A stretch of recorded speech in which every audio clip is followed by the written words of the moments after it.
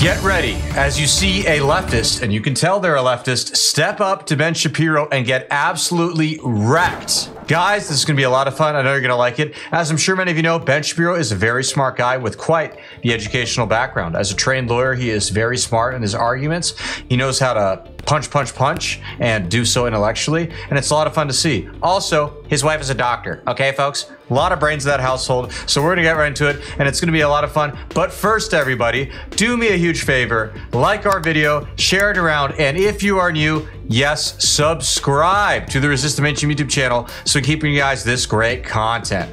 As always, everybody, I'm your host, Darian. Let's get into the clip. Hi, Ben. My name is Tammy. I'm a liberal.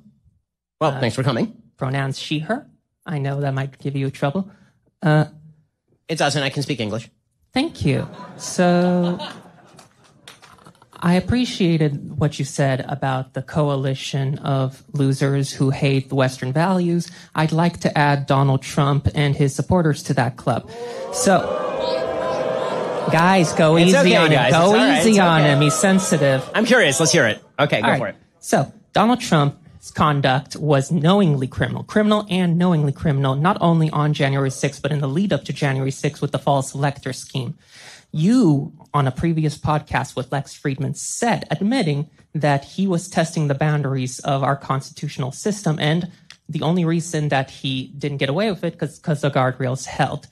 Now, after the Supreme Court immunity ruling and the fact that he has a new VP who said he would go along with such schemes, there are no longer such guardrails. So would you now denounce that Donald Trump is a danger to democracy and ask him to drop out?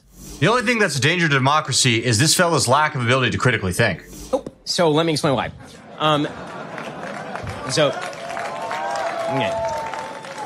So you point out two reasons that factors have changed, presumably, since 2021.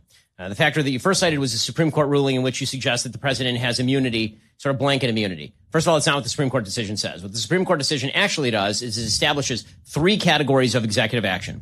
One is an unprotected category of executive action. That's say the president sideswipes somebody with his automobile. Is he now free of manslaughter charges? No, that's not protected executive action. He doesn't have immunity for that. That's not inside the constitutional boundaries. Then there is stuff that is clearly protected executive action. Say Barack Obama droning Anwar al-Awlaki. Right? He gives an order to the military. He has the capacity to do that in his capacity as commander in chief. That's clearly protected. And then there's a big gray area. That's stuff where, say, the president of the United States gives an illegal order to somebody in the executive branch. And then the question is not, does he get automatic immunity? He does not get automatic immunity. Then you are able to show that he actually, that it would be a threat, that he'd have to show that it would be a threat to the constitutional order not to stop him. So precisely the reverse would have been true for Donald Trump in 2021. If he'd gotten away with it, that would have been a threat to the constitutional order, in my view. So that would not have withstood claims of executive immunity, which is why this was remanded back to the DC Court of Appeals, where Judge Chutkan is then going to make a decision as to which of those claims still hold from Jack Smith. So that's the actual legal case. Okay, putting on my lawyer hat, that's the actual legal case. Before Shapiro moves on to his next point, I want to quickly address this whole idea of this automatic immunity that a bunch of leftists were saying Trump gets now. You know, you saw left-wing mainstream, or as I like to call them, lamestream media outlets, or perhaps better, fake news outlets, who were sitting here going on and on about, oh, Donald Trump gets all this immunity. He gets to completely rip the Constitution to shreds, and he gets all this immunity. Also, the irony of a bunch of leftist hacks complaining about Donald Trump ripping the Constitution to shreds. We didn't forget what you guys did during that certain viral outbreak back in the day, okay? We did not forget. So don't even get me started about ripping the Constitution to shreds. But anyways, if this was all true, that Trump was getting this crazy immunity, why all the political lawfare against him then? Where are all the prosecutions for, you know, Bush and Obama? Because assuming Trump is guilty of all these heinous crimes that the left likes to say he is, well, we better go through the laundry list of, I don't know, a lot of U.S. presidents before him. Also, some other people, you don't even have to go to presidents. How about Hillary Clinton? Okay, how about what she did in Benghazi? All right, what about her emails? Is there any prosecution for that? Of course not, okay? Because it's all about going after Trump because from at least the point of view of the establishment, he is a threat. And that is why they're going after him. Make no mistake. Now, let's hear what else Shapiro has to say. Okay. Then you make a second contention with regard to President Trump, which is what? It was the Supreme Court case, and then remind me what your second contention was. The second one was now he's going to surround himself with with the cronies. VP, yeah. So the Electoral Count Reform Act did pass early on in the Biden administration that wildly restricts the ability of the vice president to do anything. He has a constitutional duty now to certify the state vote, and the state legislature certifies that vote. So Congress can't actually hold that up. So the guardrails were actually made stronger in the wake of 2021. See, the thing is about President Trump in 2021 and January 6th, I didn't like any of that. Right. I'm one of the few conservative commentators who said I really didn't like any of what he was saying between November 6th and January 6th.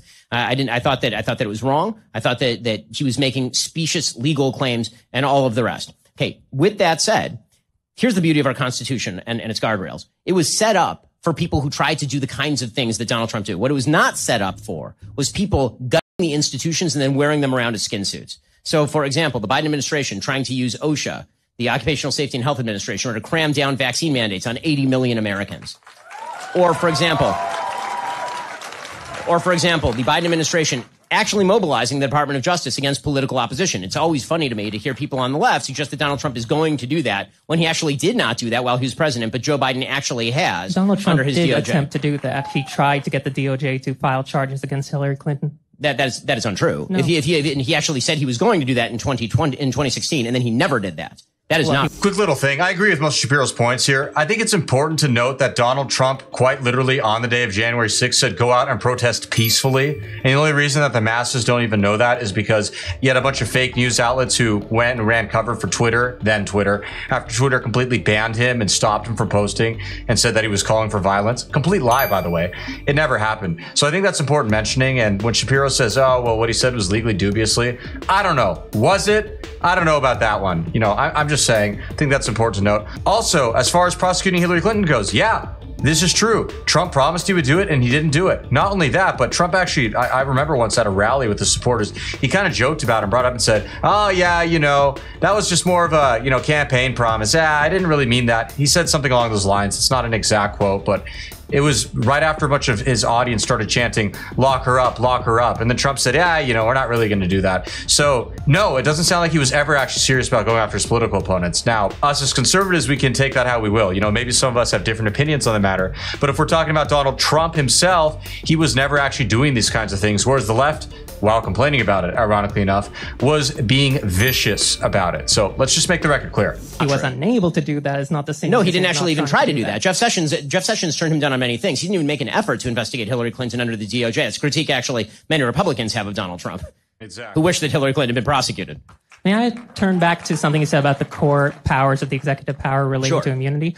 So you yourself said that using drones, using the military is a core part of the executive branch and therefore is covered by immunity. Depends on the function of the military. So if you were to if I were to order SEAL Team 6 to say, kill my political opponent, that would not be protected. And the way you know that's not protected, by the way, is because Joe Biden has not used SEAL Team 6 to kill Donald Trump. If that's the case. A small point of contention there. I guess Shapiro's joke and it was clever and it was good, but I don't think Biden's going to stop himself from doing something just because the Constitution says he can't. Student loan stuff, not securing the U.S. border. And yes, that is against the Constitution. If you study it, you'll know that before anyone tries to say, oh, that's a policy difference or whatever other silly thing. There's also the alleged corruption in China. I'm just saying, I don't think Joe Biden is going to hesitate from doing something wicked, bad, or heinous just because, you know, the government or the Constitution says he shouldn't. I don't know. Let's not forget that Donald Trump almost got assassinated just, I don't know, less than 3 months ago, or was it a little less than 4 months ago at this point? And everyone just forgot about it after a week. And why didn't Chief Justice Roberts address that when that specific point was brought up in the immunity case? Because Justice Roberts has a philosophy of judicial restraint that means that he likes to kick stuff back to the lower courts until it matures. That's part of his judicial philosophy. I disagree with it, by the way. So I think you should have spoken up on it. Ambiguous. I mean, Justice Roberts is quite famous for leaving things ambiguous and then kicking them back to the lower courts where the legal term is ripen and then come back to the Supreme Court. So thank you. I want to make sure other people have time, but thank you for your time. And that wraps up that clip, guys. Thank you so much for tuning in. We really appreciate it. What'd you think? Did you think some of the points raised were good? Were they garbage? What about Shapiro's response? What'd you think about that? Do you agree with some of it, none of it, all of it? I want to know, guys, so please be sure to comment below. Let us know what you think about this video, what kind of stuff you want to see in the future, and we'll see you guys again soon. Thank you, and God bless.